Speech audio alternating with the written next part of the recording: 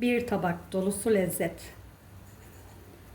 Kırmızı kabak bu şekilde pişer mi demeyin. Mutlaka tuzlusunu da deneyin. Bu sinkonta sarımsaklı yoğurtla muhteşem oluyor lezzeti. Yoğurtsuz da yiyebilirsiniz ama yoğurtlu yemenizi tavsiye ederim. Şimdi bunu nasıl yapmışız? Birlikte videosuna geçelim. Merhaba arkadaşlar. YouTube kanalıma hoş geldiniz. Bal kabağıyla harika bir yemek yapıyorum. Bu yemeği mutlaka deneyin derim. Şu kabağın yeşil yerlerini birazcık alacağım. Bu bal kabağı ama lifli olanlardan değil. Kestane kabağı diye satılıyor bunlar. Onlardan. Kullanırken şu yeşil kısımlarını biraz azaltabilirsiniz. Dilerseniz böyle de kullanabilirsiniz. Soğanı şöyle uzun uzun doğruyorum.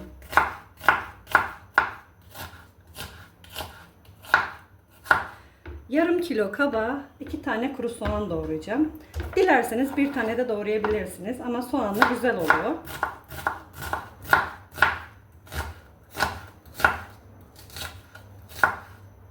Bu yemeği fırında da yapabilirsiniz ama ben bugün ocakta yapacağım. Fırında yaptığım tarifim de var. Onun linkini de böyle bir yere bırakırım. Oradan bakarsınız.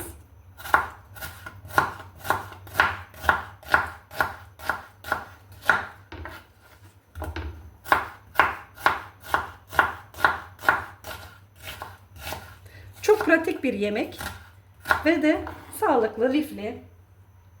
Kabakları şöyle ince ince doğruyorum. Dilerseniz küp de doğrayabilirsiniz ama ben böyle seviyorum.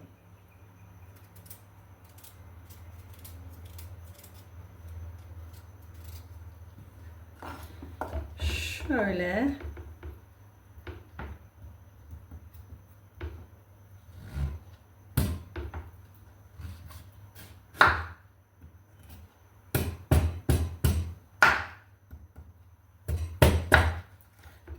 bu şekilde. Tavamın altını yakıyorum ve biraz yağ koyuyorum şöyle. Yarım kilo için böyle dolu dolu 2 yemek kaşığı o yemek yaptığımız büyük kaşıklarla koyabilirsiniz. Ben göz kararı koydum. Kabakları şu şekilde diziyorum.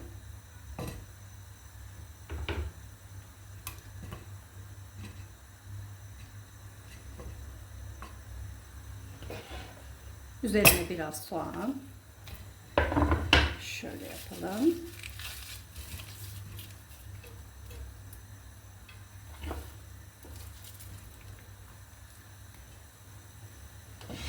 Şimdi geri kalan kabakları da üzerine diziyorum.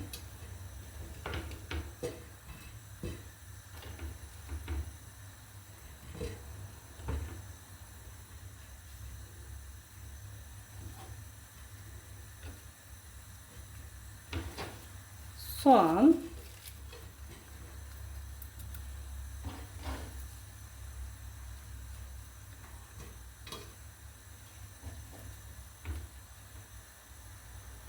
bir tatlı kaşığı tuz ekliyorum. Bir çay kaşığı da karabiber.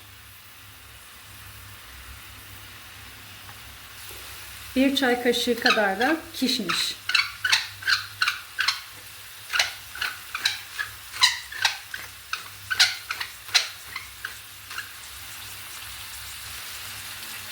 Ilık su koyuyorum.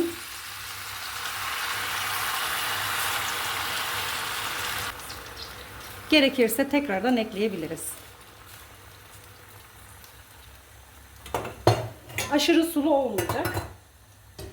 Şöyle bakın, tavanızdan su görünsün. Ağzını kapatacağım. Altını da kısacağım. Pişmeye bırakacağım.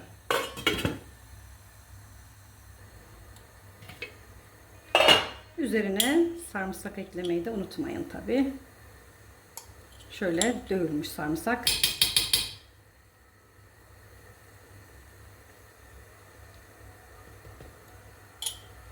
Biraz pul biber de ekleyebilirsiniz. Ben tercih etmiyorum. Siz isterseniz koyabilirsiniz. Ben üzerini süslemede kullanacağım pul biberi.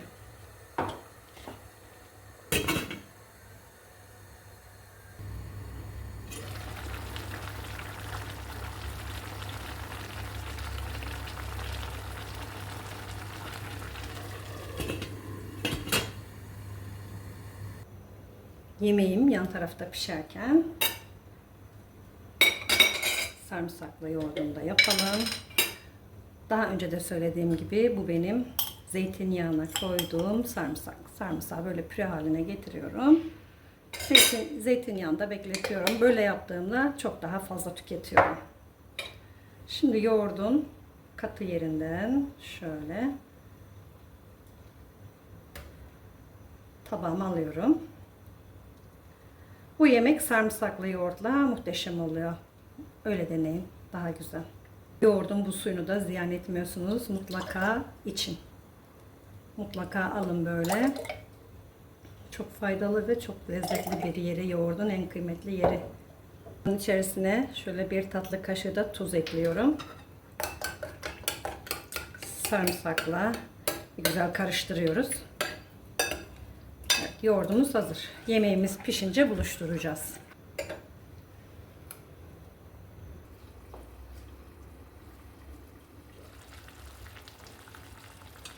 Kabak çok güzel pişti. Ama biraz suyu kaldı. Ne yapıyoruz? Ağzını açık bırakıyoruz. 5 dakikada suyun uçması için bekliyoruz. Bu arada dilerseniz altını biraz açıp olayı hızlandırabilirsiniz. Suyun uçmasını daha da kolaylaştırabilirsiniz.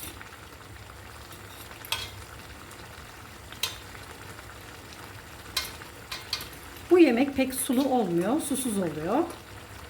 O yüzden suyunu koyarken biraz daha az koyabilirsiniz. Bir bardaktan biraz daha az koysanız piştikçe eklersiniz, daha da iyi olur. Ben biraz fazla koymuşum. Şöyle kabaklarınızda çatal çok rahat batmalı. Bu arada 20 dakikada pişti. Bakın suyunu bayağı çekti. Altını söndürüyorum. Kenara alacağım. Biraz sıcaklığa geçsin. Yoğurdunu sonra katacağız.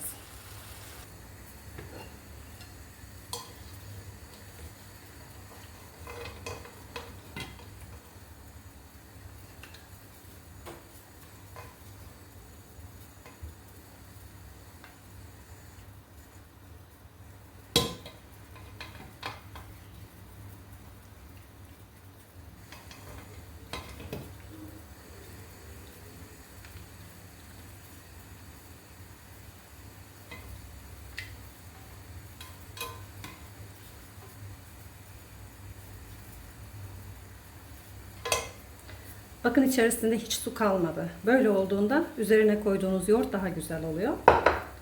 Tavamın dibine de bakın. Suyunu bayağı çektirdim.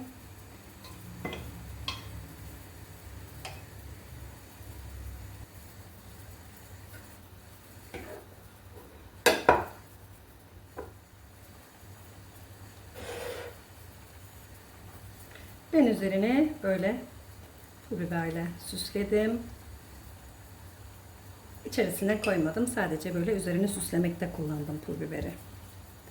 Evet, sinkontam hazır. Bal kabaklı sinkonte muhteşem bir lezzet. Sizler de tadın istedim. Yapan arkadaşlarıma afiyet olsun. Başka videolarda görüşmek üzere. Hoşça kalın.